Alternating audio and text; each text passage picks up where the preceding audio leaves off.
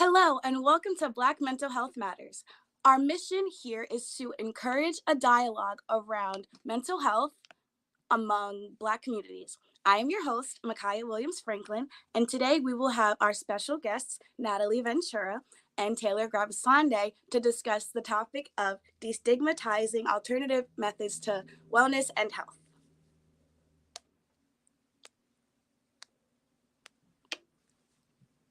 Hello. Hello, ladies. Hi. So, how are you guys doing today? Doing Very good. well. It's a nice day out today, so I'm feeling good. Right, Yeah. of course. All right, so let's just dive in. Hello, Natalie. I do Hi. understand that you recently returned back you were in Thailand, right? I was in Bali, Indonesia. Oh, beautiful, beautiful, beautiful. Mhm. Would you mind telling us a little bit about what you were doing over in Bali?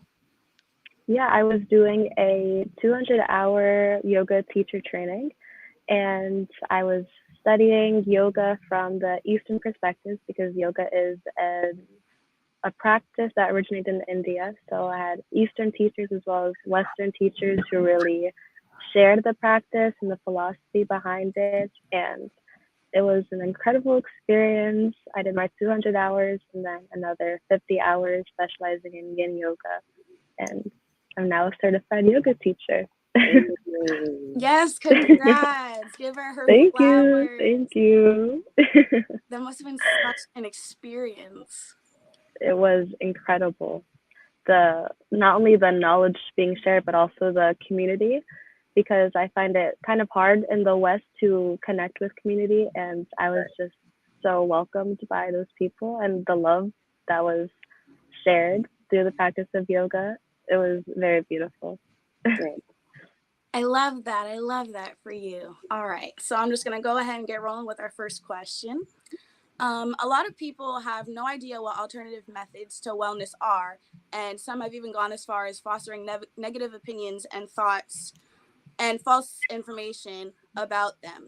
To you, what does it mean to be well? Um, I just want to say that I understand why there's a lot of misinformation about holistic wellness, and it's because that it's not a scientific approach. There's no specific scientific evidence towards it.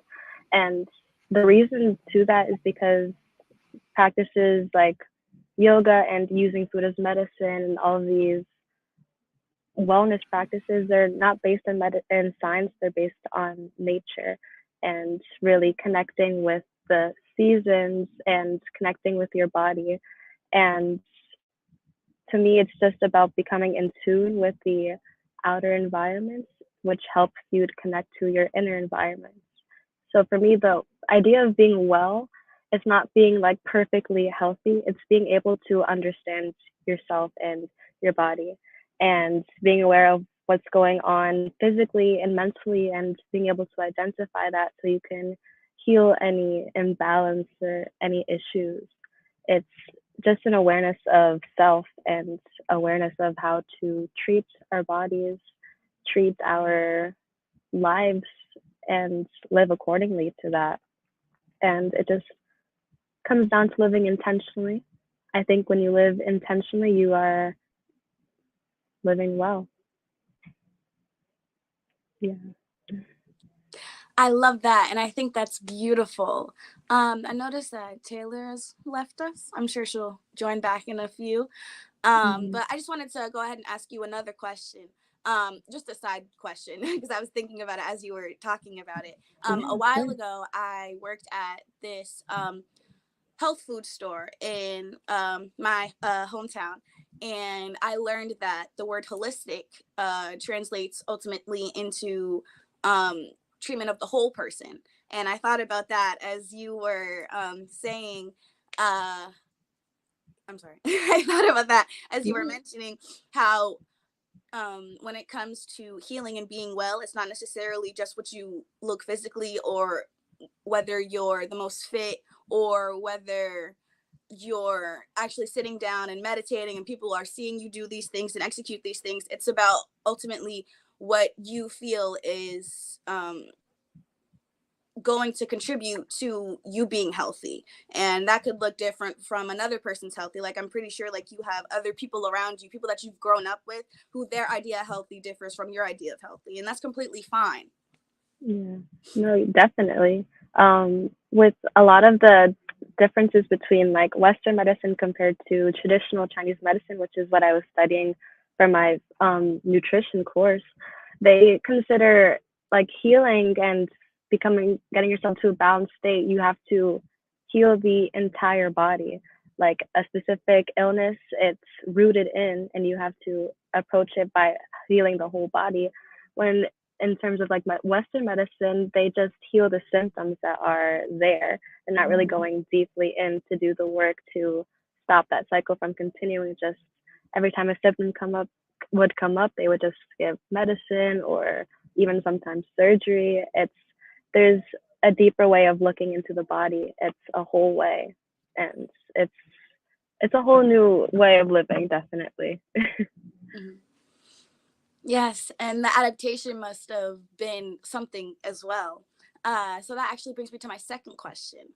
Um, have you grown up using any alternative methods to wellness, or methods that you later realized contributed to healing and treating your whole person? And if you have any, would you mind sharing that with the audience? Yeah. So I actually did not grow up with any of these methods. I honestly just followed my heart into learning and studying these topics of taking care of yourself and living with nature. And that has really transformed my outlook because prior to that, I didn't have any awareness of how my body is supposed to be taken care of or how I'm supposed to feel.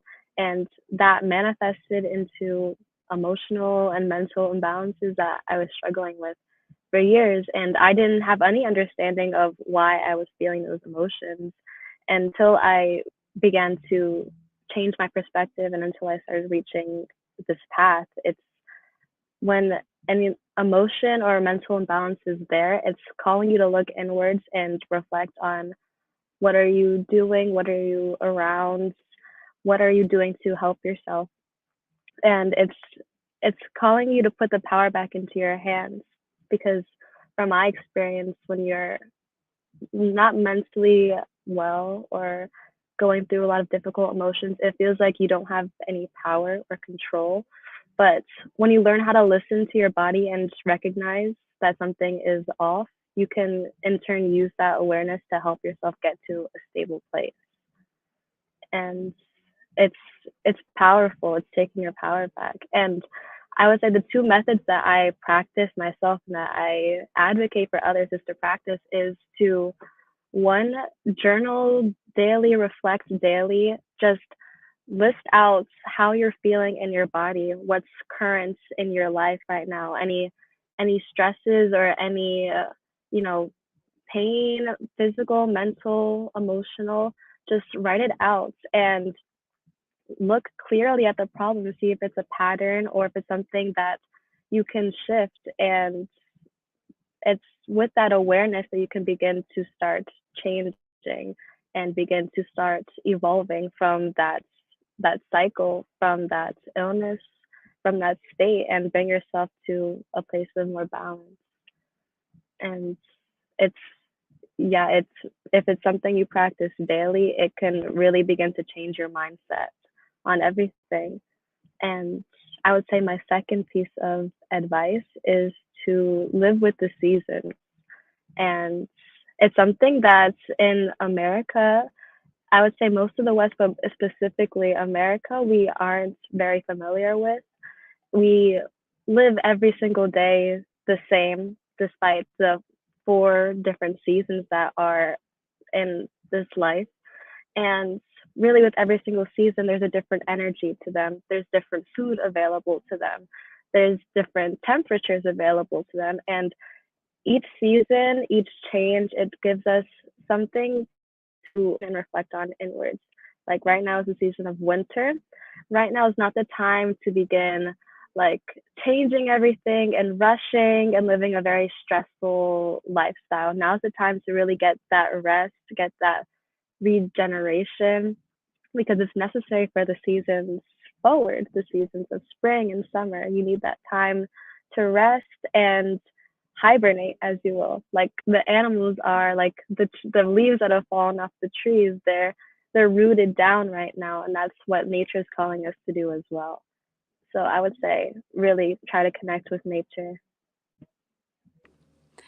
I really think that the analogy that you made when comparing like the trees being rooted to how we deserve to reflect and restore on, well, not on, but during the winter, I think that's a metaphor that people really just don't, well, I feel like it's a metaphor that people should really sit with and think about, because when, yeah, like you, everything that you just mentioned made me put it in perspective that although we do live in a temperate deciduous forest and we see the leaves falling and we see less hours of sunlight and we see colder temperatures, people do still live their day-to-day lives as if they would during any other season. And I definitely do feel like living with the season is something that I will start to take with me beyond this conversation, because Yeah. I find that when I do switch up my schedules or like my routines according to the hours of sunlight or according to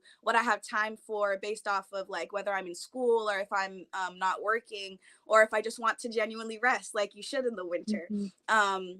I feel like all of that definitely contributes to your mental health and therefore also contributes to lack thereof. Yes, definitely. It's because if you're going through winter with like the same energy you would have in summer, you're burning your energy out in this time that we're supposed to be reserving it and collecting it. And it's just the cycle of nature that if we follow accordingly, life and our bodies will support us the way it's supposed to in order for us to have like a prosperous life.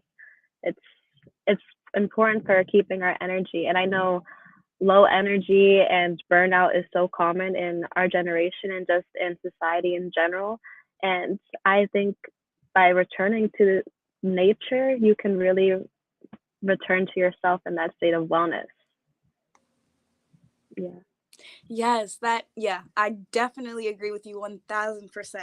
And that actually kind of segues us into the next question. You kind of went over your upbringing and kind of what made you dive into becoming a holistic nutrition. I'm sorry, holistic nutritionist. um, Hmm. but if you wanted to, you don't have to, but would you feel like expanding sort of on what was like the major event that made you feel like, no, like the time is now, I want to go get my certifications, I want to start doing yoga? Yeah, definitely. So I was one of those COVID high school kids. I was finishing up my senior year in the middle of COVID, and I was just reflecting on how I wanted to continue. Usually throughout high school, but especially senior year, you receive a lot of pressure to go towards college or have a clear vision of what you want to do for the rest of your life. But I wasn't really attracted to the idea of university, at least at the time. And I really wanted to just, use time to get a sense of myself. I didn't know who I was, what I was meant to do, what life was for, like those existential questions. And I just really dedicated myself to learning more about myself, to discovering more about myself. And I was just flowing with what was going my way. I knew I wanted to travel and I knew I still wanted to learn and learn especially about myself. So I didn't go the routes of college. I instead began my yoga practice in August 2021, and the the school kind of was on my radar and was like on my Instagram and in my emails. And I was like, okay, what school is this? And it's called the Academy of Healing Nutrition. And it's based off of using food as medicine. And I really had no real interest in the beginning about nutrition or any of that. But I just thought to try. I was interested in learning and was open to what was coming my way. And I went that route of studying nutrition while also practicing and deepening my yoga practice.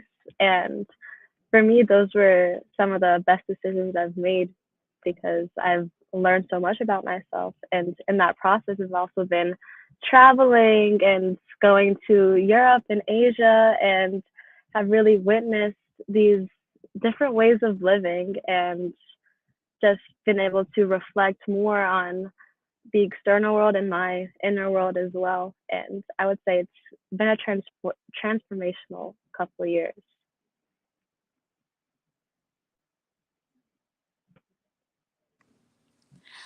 That's so inspiring because during the pandemic, I'm pretty sure we all felt like we were in a motivation rut. And for you to actually bolster up the courage to be like, I want to better myself, I want better for myself, I want better for the people around me, I want to be able to tell the people and share what I've learned, like literally Mm-hmm. take stuff that you've learned on in a journey traveling throughout Europe and Asia. I feel like that's so in genuinely inspiring, and that's the only word that I can really use to describe it, because Thank you you. make me want to get on a plane and literally just travel the world trying to better myself for Do those that it. I love and for those who feel like they can't do it. Yeah. It's so possible too. I think a lot of times, usually from the older generations as well, they really kind of like downplay or say that like traveling or like living, I guess, following the path of your heart, it's not realistic, but and it's not attainable, but it's so much easier and you're living more intentionally in that way as well. Like you can travel the world, you can make it through and just do where your intuition is guiding you to do. It's it's attainable, and I all people should do it. All women, all people from the Black and colored communities, they should all do this because it's just expanding our awareness outside of what America is.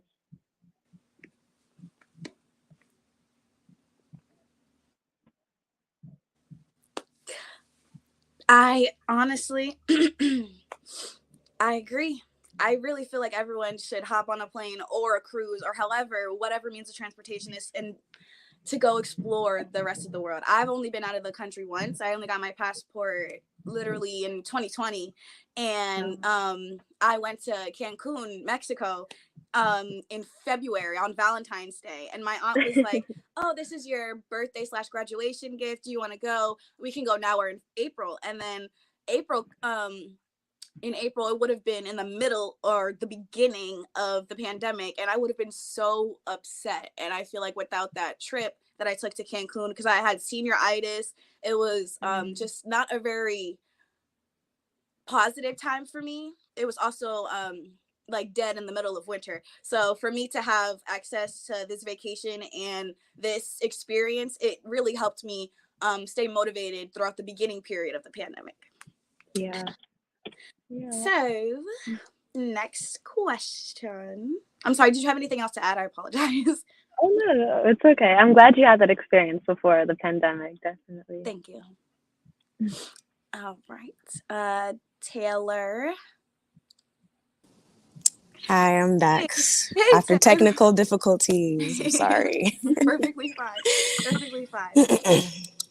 Were you able to catch a bit of what me and Yeah. Natalie were just chatting about? Okay. Yeah, I heard everything. Did you have anything that you wanted to add pertaining to traveling or Yeah. experiencing things? Mhm. Yeah, so I just wanted to add like I think just getting that experience outside of the country, it's very essential just to not just like healing, but just for perspective of just like life, I guess. My first trip I went to like outside the country when I was like a baby, but like my first trip was to Belize. It was an educational tour in 2017, and just to see like how other people are living outside of the USA, it gives you one like more appreciation of what you have, but it humbles you. Like it's a really humbling experience just to be around people who make it work without having so much. It's like it was just a really good trip. And also I just wanted to I agree with just what Natalie was saying, how talking about moving with intentions of the nature, that's just very important. Like, I'm not gonna get too in detail because she definitely covered most of it, but moving with how, like she said, like wintertime, a lot of things are dead right now. A lot of things are going to hibernation. Things are trying to, like, it's a good time like for, shutting off dead weight, getting rid of things that no longer serve you. And when the springtime comes, essentially that's really the new year. That's a good time where you're going to start things new, start a new project, get outside, start feeling good. So I thought that was a very good thing that she mentioned. Thank you. Yeah, no problem. Yeah, definitely, definitely. All right, Tay, I'm just gonna bring you back in a couple more minutes when we get to your questions. All right.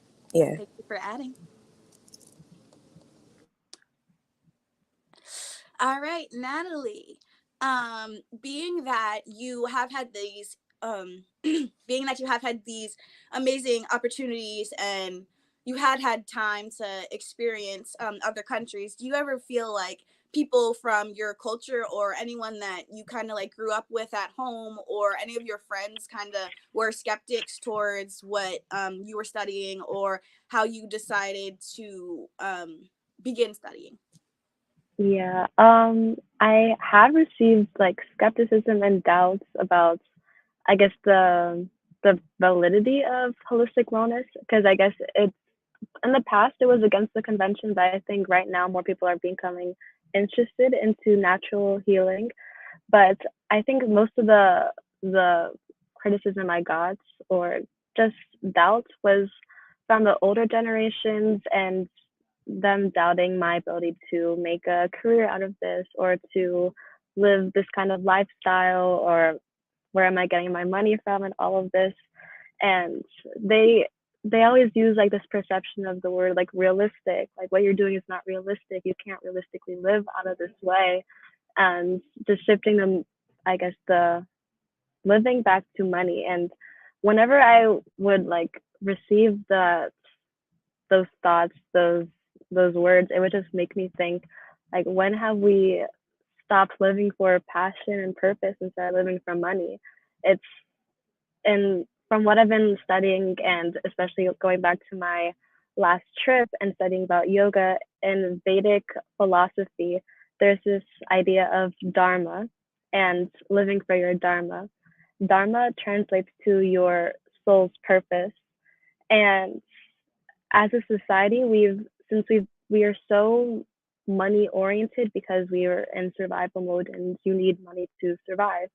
But I think if we shift to living for our purpose, the money, the things we need to survive will be there for us to support us on those journeys. And if we lived for our presence and for Dharma, that's what's going to bring real fulfillment to our lives. Because money and the material things, material desire, they fulfill the ego, but they don't fulfill the soul. And really, that's what we are doing on this in this existence. We're meant to fulfill something, and I think we should shift the focus from living for money, which so many people live for, because it's what they've been conditioned to think. Especially, I would say, in the Latino Black communities, we've been we're coming from generations and of people living in survival mode. So these are kind of new out of the box things, but it's just connecting back internally and connecting with your purpose. It's a path of love, of just getting us to where we need to be and knowing how to navigate it all. And like each person's dharma is different. For me personally, my dharma is moving and sharing my love, healing, and being of service to others. To me, that is what fulfills me. And money or success, that's not what's fulfilling me. It's just something external. But for me, living for Dharma is living a life of purpose. And despite the criticism from people from my community, but just a lot of people in general, it's I still am aware of the the focus I have for my life and the life I want to live, because I'm living for my dharma. And I think that's something that a lot of people should open themselves up to. And hopefully, by just being myself and being of service and living this kind of lifestyle, it can begin to change some minds to this. That was a beautiful like testimony. I just feel like so not attacked, but I feel like being a college student, especially during a pandemic, and I also was an out of state student. I didn't have a car my first year. It was just a whole bunch of living off of instinct, not instinct, living off of just my instinct or like my desire for money, even though I knew like in the way back of my mind that money's a constant. um Money will always be here, but the simple fact is I won't. And Mm, that's what I feel like people don't understand when it comes to working, especially in the Western world. We are so work, work, work, work, work. And then when someone suggests alternate methods to working or methods to help us rest, people are like, oh, I don't need that. I'm sleeping just fine at night. And it's just so much more than I think you covered it, but I was just going to say it's so much more than just money. And for the past year, I've been teaching myself that money will be here, money will be there. But at the end of the day, what matters is your dharma. And your dharma is exactly, yeah. I'm yeah, not sure what my life's purpose is, but I do enjoy service and I do enjoy making those around me not only enjoy my presence, but when I'm in their presence, I do like when we're able to share our own experiences and our own intellect to help each other and kind of like bounce off ideas. So it just yeah. feels really, really good with that. So yeah. Yeah, and whenever you connect with that dharma, that purpose, it's there's so much substance, so much like depth to it, and just like it fills you up more than what money or anything outside of yourself can give you. Just that connection, it's healing itself. It's Exactly. incredible. All right. This brings me to my last and final question for you, Miss Natalie. So it's really, really refreshing to hear someone my age have this sort of mindset and be able to sit down and have a well thought out conversation about topics surrounding nutrition and mental health. But um, despite how teenagers and adolescents are raised in this country, you mentioned how going over to you said that you were in Bali, Bali. right? Yes, I'm so sorry. Yeah. I don't know why I keep slipping my mind. Over in Bali, is that where you began studying towards working towards your dharma? And if so, do you feel like you would have put your journey towards working towards your dharma? Do you feel like you sort of would have embraced that differently had you experienced your teaching or had you experienced these experiences in the US? Yeah. So for me, I had the awareness or the idea that I wanted to do more, something different than like the 9 to 5 work. And I wanted to do something that not only took care of myself, but I was able to offer to others. And with my studies with holistic nutrition, I got closer to that understanding. But it wasn't until my trip of going to Bali and really studying yoga so intensely with my incredible teachers in the community there, it's not until it all became so clear for me. Like that trip, that experience reaffirmed it all for me, reaffirmed my focus and confidence in what I was trying to create. And a lot of it comes down to the community that was there. For me, I've struggled a lot with connecting with people in the States or in the town I lived in, because I think in the West a lot of people aren't very aware of themselves. They aren't very Some people aren't very emotionally aware, just spiritually aware. And that was something that I really needed to connect with people, to have those, substantial conversations, those great experiences with. And it kind of had me feeling like an outsider at times.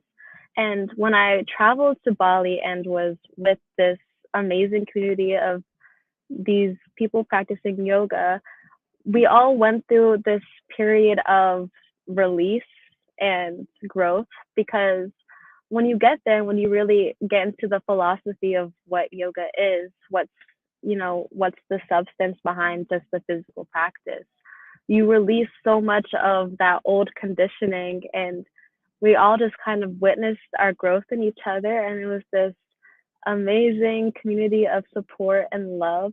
And it reaffirmed to me that I was on the right path, and that there's people who are like me who want to do something for the healing of the collective, of the world, and bring us back into that inner light.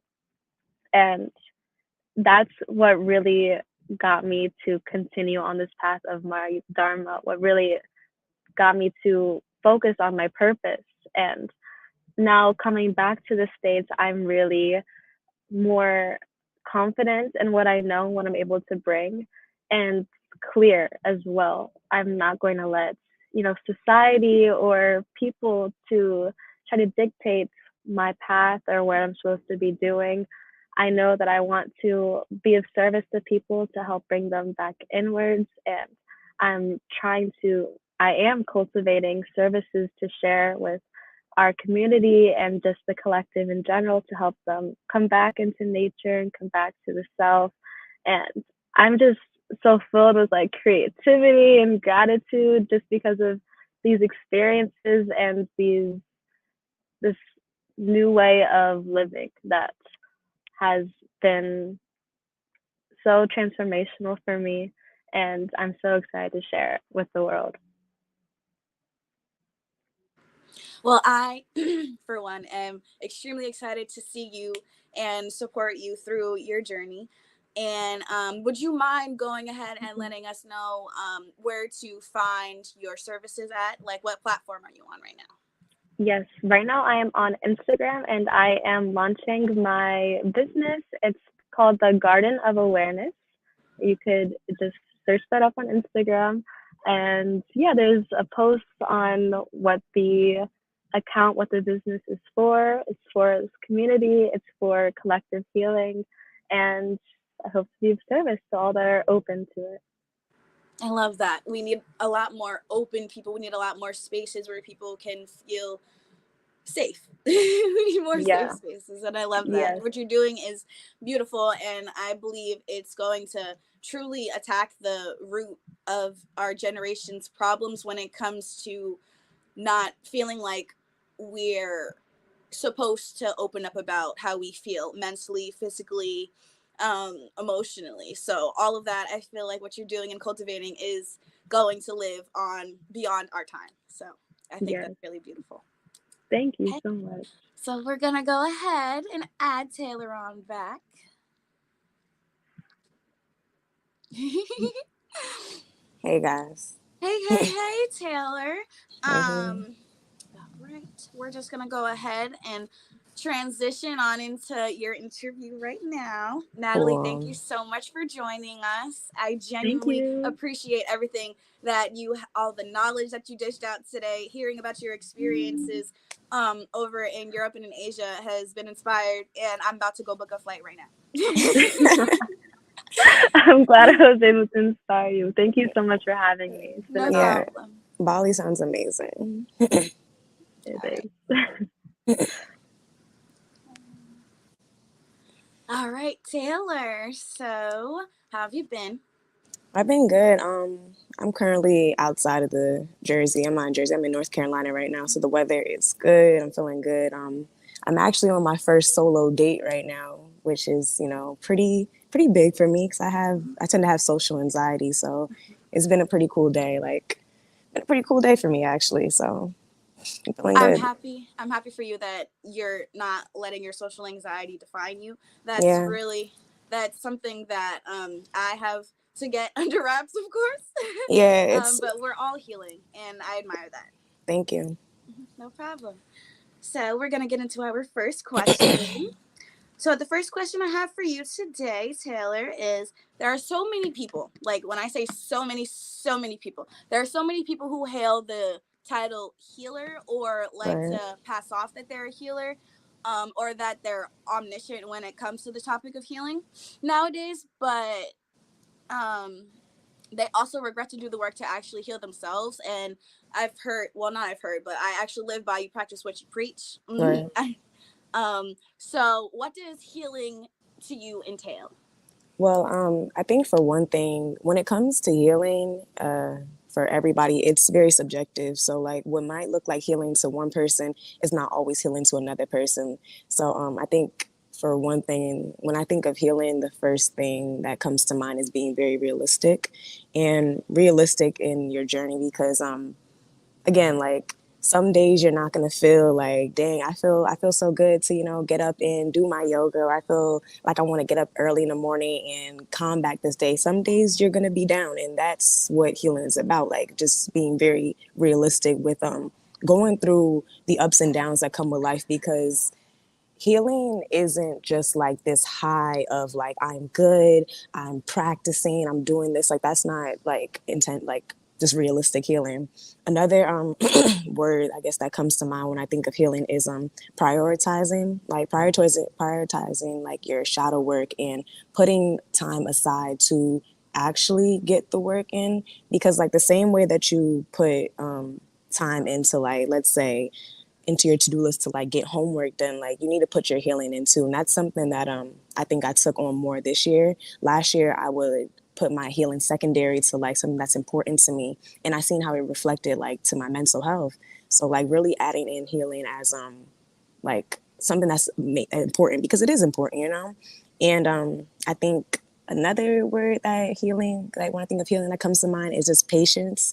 Patience is the biggest word that people need to be like mindful of when it comes to healing. Is you're not going, every day is not going to be like a very fast paced day. You're not going to see the results all the time, like, but one day you're going to wake up and you're like, oh snap, I see why I went through that. I see why it took so long. Like when you're patient and you wait and you put in the work and you just go through like life like as it's supposed to go, you're gonna see why God made you wait. So just to like I guess sum that question up is just being realistic, prioritizing, and patience.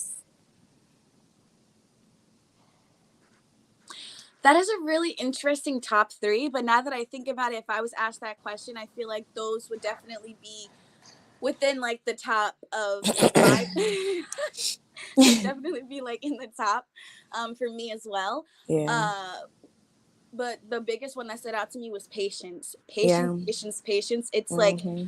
we hear it so often, but it's not something that can just come and go. It's something that has to be built and maintained Yeah, over time. That actually brings me to the next question. So when it comes to meditation for you, yes, I have like the worst possible control when it comes to meditation, which is why I'm only able to do it if I'm like in the shower or if like I'm listening to music. right. Um, uh, when it comes to meditation and patience for you, what do you think has been, I don't want to say the easiest or the hardest. What do you believe has contributed to like most largely when it comes to whether it's crystal healing or meditation, because I know that you are a participant in those as well. Do Yes. you feel like with your self-love and like your self-acceptance journey, do you feel as though meditation has contributed to your patience when it comes to your journey on self-love and acceptance? Yeah, so I'll touch up on like when it comes to meditation, just the same way when it comes to being a healer, it's very subjective to you, your own journey. Like, and I think just with healing in general, you have to make it very specific too, because what works for somebody else is not going to work for you. So how you go in the shower or listen to music, that's a form of meditation. Whether just because like you're not like sitting down and you got your hands up and you're in a quiet space doesn't make it like any less than meditation. And I think that's a very important just to keep in mind, because meditation is a practice and people need to understand that, because it's not it's not very easy when you first start. So when I first started off meditating, I just did it for like 5 minutes and it would just be me like, sitting in a quiet space, getting it done. And now that I've been doing it for, I think I started meditating in 2019. So now I can't do the math right now, but it's 2022 now. So I've been meditating for that long. And now I can go in for 30 minutes for meditating. But how it's contribute to like my healing practice is it's something I do every day, whether it's just doing breath work. That's a form of meditation, which would just be like me like in a space that I'm in right now and just like quieting my mind, doing 3 deep breaths just to remind myself that I'm present. And what I just found is also helpful, like is just doing different forms of meditation. Like I do tantric meditation sometimes because I realize I like to move my body. So like always just doing a type of meditation where it's like just very quiet and kind of focus on my breath. Sometimes that doesn't work for me if I'm feeling very antsy. So I would do a tantra meditation, or I'll do Pilates, or I've been lately doing yoga a lot. Like I love doing yoga because I'm able to move my whole entire body, but I'm also able to slow down my mind. So that's something that I've just been adding on to my healing. Very, very beneficial. And crystals, when it comes to crystals, yeah, I actually wear some every day. Exactly. This is these are intentional just for two different, like this one helps with anxiety. This one is just for protection. My family, we all wear the same one. So it helps me to stay connected with them too. But the same way that I'm talking to you, I talk to my crystals. Like everything in life, whether people are accepting of it or not, has energy and can like, vibrate a different type of frequency. So I always talk to my crystals, and like the same, I feel like people when they think of crystals they think of it as very taboo, but the same way that people have like, I don't know, like a lucky charm that they hold on to, that's the same way I basically see my crystals as. Like different crystals have different properties and meanings. So say if I'm going into a test, I might take a certain crystal, or if I'm feeling really like out of my body and I need to ground myself, I might get a crystal that has to do with like, my root chakra. So the way that I just carry like crystals into like my healing practice goes based off like the setting I'm in, the way that I'm feeling that day. And I bring them with me every day. It just kind of calms me down. I can just rub on them, got them on my hand. So yeah.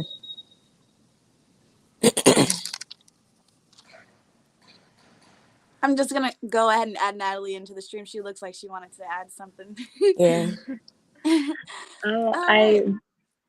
yeah, I loved how you said how meditation varies for each person, and how you Right. mentioned how that yoga helps you get into that state. And yeah, you can use yoga as a physical practice of meditation, because just connecting with your breath, and flowing with the postures, the asanas, Yeah. they take you out of the mind and bring you more into feeling into your body, and then that can bring you to transcending outwards of your body. And it's it's a beautiful practice. And meditation and just taking that time to go inwards, it's something you can do daily, either by the traditional practice of sitting down quietly, or through yoga, or Right.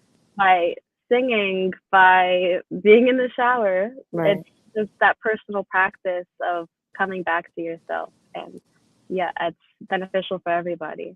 Yeah, I just wanted to add on, like, when it comes to, I feel like in, like, for everybody, like, meditation or some type of form of just yoga, meditation, anything, is something that should be done every day, because a lot of times, not even a lot of times, like, when it comes to our bodies, everything that we do is all connected to the vessel of self. So it's like when it comes to trauma, when it comes to like pain, when it comes to any type of negative emotion, it gets stored in our bodies. That's why you can feel it in your back. Sometimes you can feel it. Sometimes I feel it in my hands if I'm holding on to something too much. So like just doing simple stretches every day, like it releases. And like I remember I just had a friend who they didn't cry for such a long time. I was like, you need to stretch your body. Like you don't stretch. That's why you don't cry. Because like Yeah. how do you want to like have physical tears come out when you're not when you're like your body is stiff? So like just I think this year I think I started meditating, not doing more yoga. Like I've always meditated, but I just been moving my body and stretching my body just more, and I can just feel myself like just being more vulnerable, being more in tune, being more aware of like this is what's bothering me, this is how I feel about this. So it's just something that you just need to add. Like it's very, very essential just to healing, to my everyday practice, me just to get through the day, like for me to stay calm. Cause like, sometimes listen, another thing just about healing is like being very realistic. Like I said, some days you're not going to feel like you are love and light. Sometimes you feel like hate and hate, or you anger and anger, and that's okay because that's realistic. So when I'm feeling a little mean on some days, that's where, the practices come into like, fruition, and I got to do them. Yeah. Yeah, like we vary our emotions, our energy, it varies every day, but to Right. still show up for yourself, to still show up on the mat to do yoga, to still show up in your meditation, it brings you back to yourself and it helps you flow with everything coming your Right. way. Like for me, a teacher told me that the practice of yoga opens you up to your consciousness, and It it's does. very true.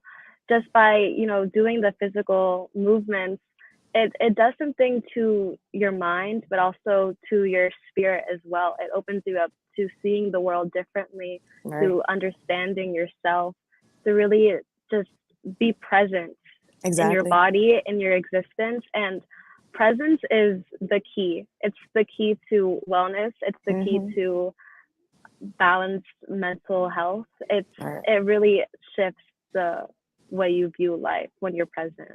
Exactly. So, I'm sorry. I was just keeping mental notes while you both were talking. Taylor, you were talking about how you utilize breath work and even like I'm sorry, you said it was Tantra. tantric. Yeah, Yeah, tantra. tantric. Yeah, no, Um, it's tantric. Yeah. okay. Mm-hmm. Thank you for the clarification.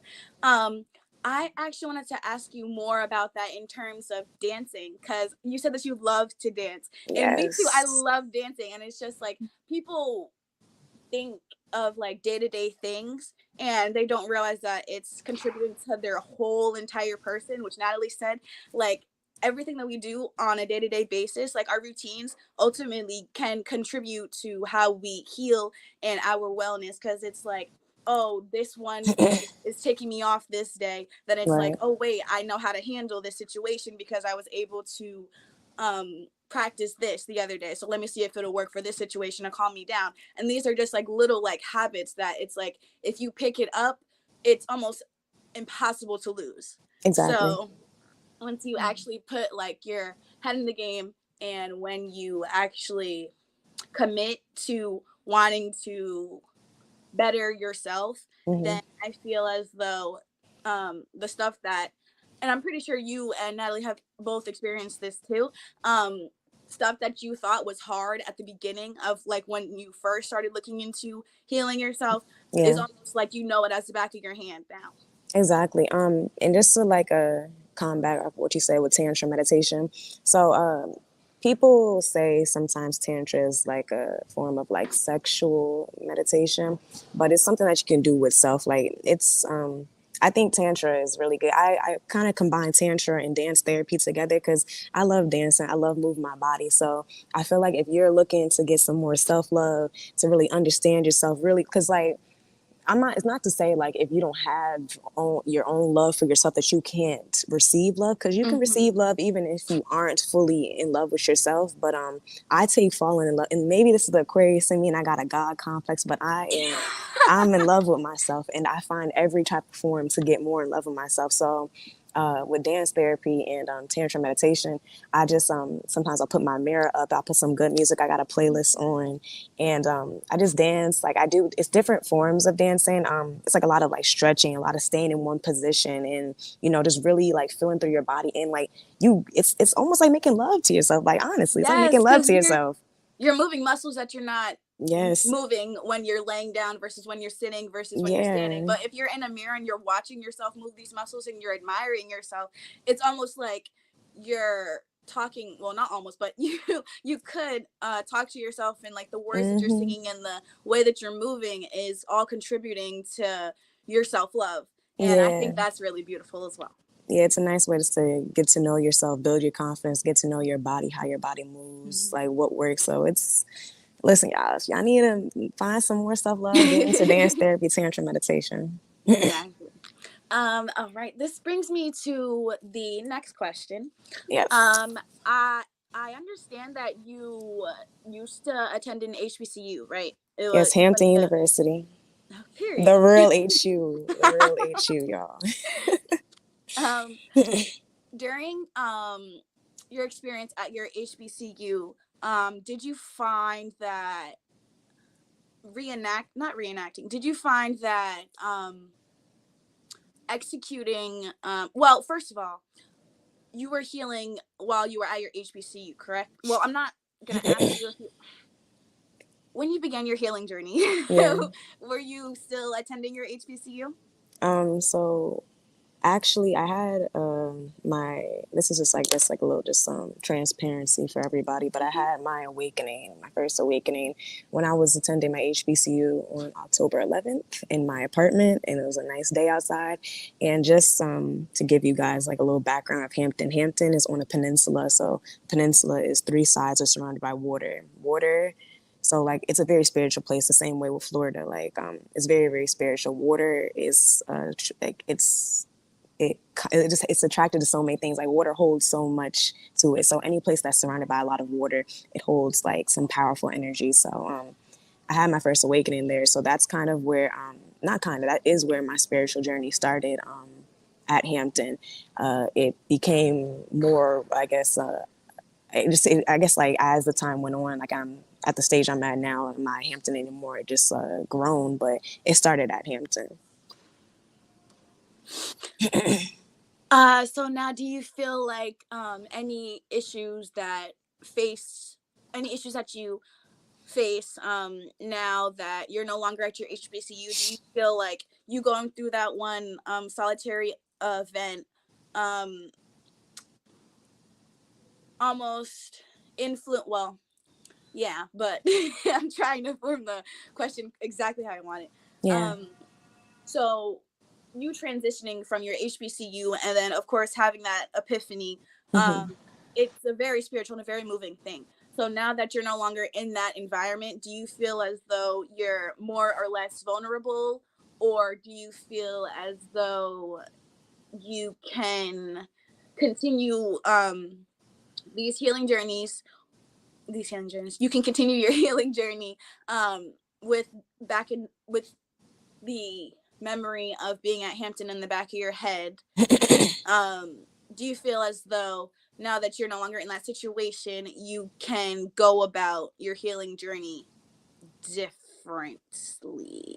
I can Yeah. reword it if you want me to, if that makes sense. I'm sorry. Nah, I guess you're just trying to say like just like the difference from being at Hampton with my Yes. healing and being like at Rutgers now, because I attend Yes. Rutgers University now. I guess like there isn't much of a difference, I would say. I think being at Hampton, um, I I guess I had the opportunity to be around a lot of more spiritual people because it was HBCU, so I'm around a lot of just I'm around Black people and a lot of just people of color. So it was and a lot of people were tapped into their spiritual. Not to say that people in Rutgers aren't, but it's a different environment, definitely. So I think the difference between like being at Hampton and being at Rutgers is that Rutgers, I felt like my spiritual journey was more of a community type based thing, while at Rutgers it's more about self. Like now it's a lot about just me making sure I'm getting myself right because there's not a lot of people who connect with me in that way, and that's fine because like you're able to seek out who does connect with you. And being at Rutgers, I did find my soul family who it's like I'm tight with them. Like it's a beautiful thing. The same way I have at Hampton. Hampton, I had just a larger group of people who can connect with me and understand me. But the difference, I guess that's the only like big difference I would say. Yeah, not too much of a difference, but like I guess to sum it up again, Hampton had more of a community. Rutgers is more by my lonely in a way, Mm-hmm. but seeking people out, I guess, more on a virtual standpoint in a way. Yes, you're being more selfish with your time and your energy and your presence Yeah, versus being around a whole group of people. Yeah, I yeah. definitely. It was more. I guess that you can say also just more support. With like being, I guess, being more open with like how to do my spiritual practices. Like there was just more resources at Hampton. It was definitely more resources. Rutgers, they have resources, but it's not something that's, I guess, prioritized much here, or not a lot of people, or at least I can't find a lot of people who like can connect with me in that way. I understand that. Like even Hmm. me being like we're a couple years apart, of course. Yeah. So I'm sure your HBCU experience must have been slightly different than mine. Hmm. But I attended my HBCU post pandemic. So it's just hard to like find that sense of community at my HBCU. Yeah. But in the future, if I do choose to like get my higher education, like get my master's or Right. my doctorate, Hmm. and I do decide to go to a different school, I feel like yeah, the environment will be different, like you said, but it's well, of course, it's because one's down in well, not the south, but it's No, on the Virginia east is southern, y'all. People don't think Virginia's southern. It is the country. right, the whole DMV, It like is the literally. country. um it's just like being around the different environments. Like yes, I did experience the community love like you did as well, but it's also I feel like now I'm sort of in that state where it's more so focused on like loving my village and loving my community and loving the people who support me and reciprocating that as well. So I feel like just to wrap up my thought, Hmm. based off of what your response was, I feel like you're at different positions in your life, and the transition didn't necessarily like um, the transition from your HBCU to My your PWI. yeah to your PWI necessarily wasn't as like groundbreaking because you're more in tune with yourself. So Yeah. Yeah, because the thing is when it comes to like just your healing like journey, you can't well, it's not like you can't like let your environment change you, because your environment does change you. Like I can say this use made me think of it. When I was at my HBCU, I lived in my own apartment, so it was really easy for me to just I guess connect so much because like I had my own space. Like I made my apartment how I wanted it to be. I was by myself most of the time. Like it was amazing. Like I loved being out there. And now I'm at Rutgers. I came to Rutgers after the pandemic, like 2020. So I mean during the pandemic. So it was remote, and like I was back at home. I didn't really have the space to do my yoga. right, I used to keep my blinds closed, which is very poor for you. Like keeping your blinds closed just makes you more like get into your sadness. So like I would say like like in the now, like I'm living in an apartment with three other people, so it's like I don't have the same like resources to just I guess connect with myself. But it's like when you get faced with challenges and you're on your healing journey, you got to find what works. Like you got to find those define like different places for you to connect with yourself. And when I was back at home, I had to open my blinds more. Sometimes I had to put my door, like close my door a little bit so I can have my own personal time. In my apartment, I'll tell my roommates, hey y'all, I'm about to go meditate in the living room real quick, y'all can come in there, but just keep it down. Like you got to just find what works for you. Like just because you leave the circumstances you have doesn't mean your healing practices have to change. You got to, if you're intentional with your healing, you got to carry it wherever you're going to go. I think that's a big thing too. I Yeah. definitely think that just because you change your setting, it doesn't mean you should leave everything behind that you taught or that you learned. Because in Hmm. the back of your head, it's still going to be there. Like It knowledge is. that you learn just doesn't go away. It And that's doesn't. the same thing with trauma. Like unless you actually like unearth it, um, and work towards healing your trauma, it's just gonna be It's going to be there. constant. Hmm. Exactly. Hmm. And that's not what we want. We want to heal and we want to push through. And that's what we're going to advocate for. Exactly. All right. We're just going to switch on over to a lighter mood. Yeah. On your blog, on your blog, The Visual Genie, I Hey. realized you mainly discuss topics pertaining to those who identify with underrepresented groups. So, like LGBTQ community, Black women, basically people who feel as though they don't have a voice. You give Yes. those people that voice. Mm-hmm. And that actually made me form this question because you were extremely vulnerable before. I'm Mm-hmm. sorry, extremely transparent before, when you were talking about your journey. Like, I think it was the first or the second question, you opened up about how um you weren't in the spot that you wanted to be in, but then eventually you started working towards getting to that spot. Yeah. With that being said, which topics do you find difficult to discuss on your blog? Because while Mm-hmm. you yourself, I'm sure you know this, no one's omniscient about anything, but we just try and give advice and our best form of help based off of our own experiences, because we Right. haven't experienced anything from anyone else. Right. Um so if you do find anything difficult, how would you say you work your way through that? Like, when discussing topics that you find difficult to talk about, if people are suggesting, "Oh, I would like you to cover this topic," but it's not necessarily something that you're either seasoned in or something that you feel like you know much about, how would you push through that? Okay, so I'm sorry if it's loud, by the way. It's like this guy screaming.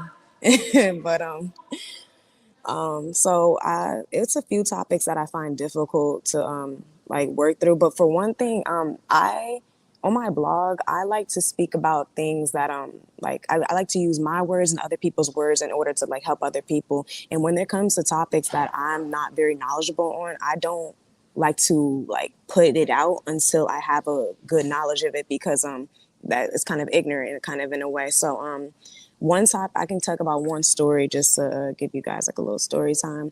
I was doing a week where it was for like I think it was Trans Awareness Week, and I wanted to do some affirmations for the trans community. And I had made a post and it said transgender, and I had one of my I have a trans friend, and they told me that you shouldn't put transgender, and I was like, why not transgender? And they were like, you should just put like trans person, trans woman, trans men, like that just sounds better. So when it comes to like things that I'm not aware of, first of all, it's like I got to be open for criticism, because I don't know everything. Like, you got to just like let people criticize you, let people educate you. I'm a student first before anything. Like, yes, I'm a healer, yes, I'm an educator, but I'm a student first. So like just like always just being open to take those criticism and change up, and knowing that I don't know everything. So like I ask a lot of questions when it comes to difficult topics if I don't understand it, or I say like before I put out like anything that is a little bit more touchy, I'm like, I always make sure I talk to the person first. I'm like, hey, does it sound right? I have a good team of friends who check me all the time, check my work. So that's I guess a little just like story time. But another topic I sometimes find like maybe a little bit difficult to talk about is maybe mental health for Black men. I try to do that pretty often because listen, I know like sometimes we in a generation where people want to say like men are this, men are that, but I love men. I grew up with four boys, four brothers, so like I have all the love for men, and I see that men go through a lot of like trauma and they don't talk about it. So I find that sometimes difficult only because I like to collab with people a lot, and sometimes just find like getting people to be vulnerable, I guess, can be a little bit difficult because sometimes they don't want to say some things, or like it makes them uncomfortable. So I try to the way I combat through that is I will give them the option saying like, you can tell me what you want to say, but I'm gonna make it anonymous so nobody has to know it's you. And like just I guess I feel like I went on a tangent, but like I guess to just like single it in is like when it comes to difficult topics, I just ask questions. I always put the power into who I'm working with to make sure they feel comfortable, because if I'm going to be using other people's words or using other people to advocate or speak a story, I got to make sure they're comfortable and it's respectful to like what they're going through. So yeah, I guess those are kind of like difficult things I be having to go through in my blog. And I guess talking about sometimes another thing that's a little bit difficult is just sometimes getting vulnerable with myself, because I talk about a lot of things. Like on my actual website, I put out stories that are from my literally my journal that I write, and they're very vulnerable. I recently put out one about the reason why I went celibate, and that was super vulnerable. And sometimes like I include like not sometimes I be including like real life things I go through, and they sometimes include other people. So I gotta just putting it out to the public is just sometimes nerve wracking, because like how are people going to perceive this? But basically the way I combat through is just like I just wait until I'm ready. Like I had my recent post about my celibacy, I had that written since June, but I didn't put it out until last month because I wasn't ready to put it out. So like being patient to with my work, not being in a rush to get it out just because it's timely at the time. Like just like freak it being timely. Like do it when you're ready, you know? Yes, and being in like the journalism field, nothing's ever gonna seem like it's 100% perfect, Right. especially when it's a personal experience. Because then it's like, oh, did I say too much, or am I not saying enough? Like, here, do I Yeah. have to explain more? And then what it all boils down to is the simple fact that it's all a circle. It all like Hmm. when you were just talking about just now, it made me think of how earlier you mentioned the fact that patience plays a key role in almost everything that we do, and if you don't have this instilled in you, you ultimately will not succeed. And it's Yeah. because we're so hard drive into thinking, oh, I want it now, now, now, now. Instant And gratification. exactly. And part of me feels as though that's because of how me and Natalie were having a conversation earlier pertaining to money, and how money has such a, I don't want to say negative, but I feel like whenever someone brings up money, there's like this stigma that no one really talks about, because it's like, oh, don't ask them how much they make, or oh, don't ask them how much they pay for rent. And I understand like these are private things, but it's like money is going to be constant. And that's literally what I keep telling myself. Like I spend something, but it's like something that I need, and I'm like, it's okay, I'll get it again. Right. And being patient with money is one of the major things that I struggle with. But Yeah. being vulnerable with that in my journalism, just like you're vulnerable with your just like how you mentioned your celibacy story, I feel as though when it comes to journalism, people um admire the transparency, because they're like, oh, you're human too. And I also Yeah. feel like that makes your difficulties a bit easier, because they feel like they can open up to you. Like even if like I wouldn't feel comfortable being like, oh, you know who I am, but everyone else is going to be anonymous, I still would have like this hidden like, oh my god, they know this thing about me. Right. Yeah. But again, I, that's something that we're all working towards in healing. So yeah. Yeah, I think that's the main point of my blog is I'm trying to take my own stories, and I'm just it's kind of like I'm putting myself out on the front line, because like when it comes to vulnerability, like I guess that's like putting yourself in the front, like you're kind of coming naked, you're coming very exposed, and you're just kind of showing yourself, not kind, I keep saying kind of, you are just like you're naked and you're showing like your full self. And I feel as though it's helping other people, but it's like ultimately it's like it's for me to become my most authentic self. Like that's something that's very just big on what I'm like as a recovering people pleaser. I'm always working on trying to become my most authentic self. So like my blog is helping me to do that by just writing these stories. And I'm just like, people need to hear it, and getting the feedback, it means so much, because I always have people saying like, I needed to hear this story, like thank you for saying that. And yeah, it's powerful, like just to put my word out there, and just to get the feedback, like I said, back to people. It's a pretty nice thing, you know? So, do you feel as though if you had access to the services that that you wish to provide? Actually, let's bring Natalie back. I can ask her this question as well. All right. Hey, Natalie. Hi. All right. So this final question, this will be our final question. I'm gonna wrap up for the recording. Um, if you had access to the services that you're providing right now, or the services that you wish to provide in the future, do you feel as though, well, if you could go back in time and have access, that's what I meant. If you could go back Hmm. in time and have access to these services that you're providing now, prior to you began even realizing that you wanted to start healing yourself? Do Yeah. you feel as though you would have taken a different route? Like Natalie, like do you feel as though if the services that you traveled not the services, the what is it called? Oh my god, I'm like drawing a blank. I'm sorry. um when you traveled to Europe and Asia for your to get your licenses and your certifications, and also to continue your healing journey, and for you, Taylor, with your blog and you being transparent about your experiences and wanting to tell your stories, do you feel as though if someone was doing exactly what you're doing and was like kind of like your mentor back then, do you feel like you'd still take the same route? Is what I'm saying. Sorry.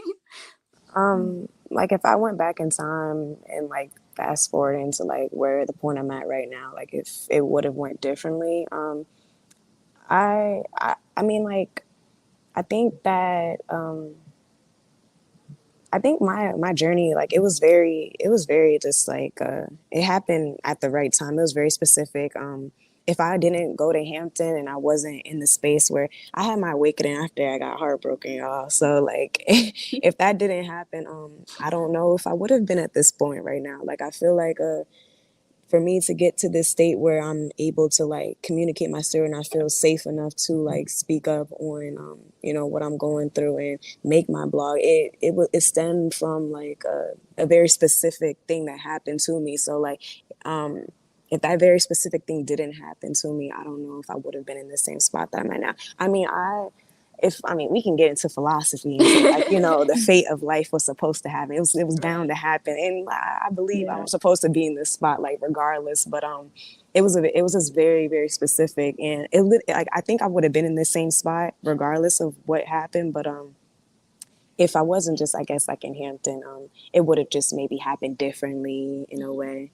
Yeah, like you would have experienced it. You would have experienced the same lesson, just a different. Yeah, it would have like it was I was always bound to be in this spot that I'm at now. I was always going to have a blog. I dreamt of just like I've always thought I was going to be Oprah when I was younger and have a platform. I've Same. always thought I was going to be Oprah when I was younger, and I thought that when I was 5 years old. So me having this platform where I'm just talking to people, collabing with people, using my voice to speak. It was always bound to happen. If I had a mentor, I guess would have been different. Yeah, probably. But I think that me kind of going through the rolls and the punches myself, it made this journey just way more authentic and way more just personal to me. So Yeah. yeah, And that was extremely truthful and transparent. For that, I appreciate that. thank you, appreciate that. Yeah. And I relate the same way. I think everything happens in divine timing. For Exactly. me, I, of course, my younger self could definitely had this awareness to help me get through, challenging moments, heartbreaks, and moments of hardship. And I'm grateful for where I'm at now. Um, and I don't think I could have gone to this place at all if I didn't go through those issues and go through that lowness, because when you're in that darkness, it teaches you more. It brings you to come back internally and to reflect. You can get yourself back to a state where you're accepting and aware of yourself. And it's all truly a cycle. You're not always going to be high and in this state of, I guess, perfection, or just not even perfection, but just you're not always going to be at that high state. But if you bring Yeah, yourself, I always like to use the word balance, because when you're balanced, you can flow with the highs and the lows. You exactly. can know how to navigate through it all and accept it all. That's what the practice of meditation, yoga, living intentionally, living consciously, that's what it helps you do. It helps you be present with wherever you're at now, and being able to understand and navigate that you'll be at a that is temporary, and you'll get yourself to a better place. Yeah, And just just oh, I'm accept it. sorry. No, it's okay.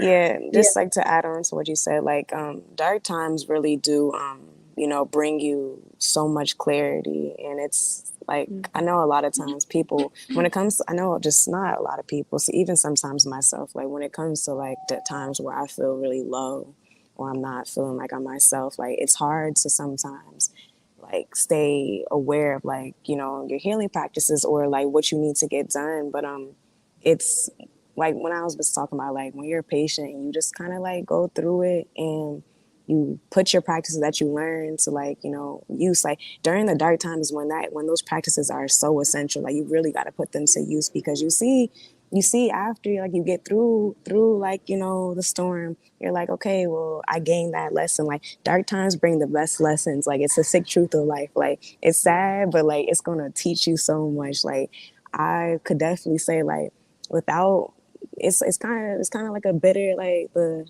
bitter, I don't know how to describe it, but like going through a bad heartbreak, going through like those traumas, like it taught me so much love. Like, and it's crazy to think that heartbreak can teach you love, but like that's one thing about pain and like dark times. Like dark times help you to understand like appreciate the good times that you do have and to like hold them on tighter and be aware of what is good, what is, you know, the lows. So yeah. This has been such an eye-opening conversation. I've learned some new techniques that I will even keep in my pocket, and I hope that everyone else has as well. Thank you, Yes. Taylor, and thank you, Natalie, so much for joining me. I'll just follow up with you guys in a bit. I really, really, really appreciate you for joining me. Thank you for having Thank you. me. No Thank problem. you. Oh, I'm sorry. Before we go, Taylor, would you mind telling everyone where they would be able to find your blog at? You guys can follow my blog on Instagram at the Visual Genie. My website is the visualgenieblog.com. And what else? I got a TikTok, the Visual Genie. I got a Twitter, the Visual Genie. Y'all just the Visual Genie. That's what it is. You can if you follow the Instagram, my link tree has everything attached to it. All right, awesome. Once again, thank you guys so much. I look forward to hearing back. I look forward to speaking with you guys again. I Thank appreciate you. it. Thank you. Thank you Thank for you. having me.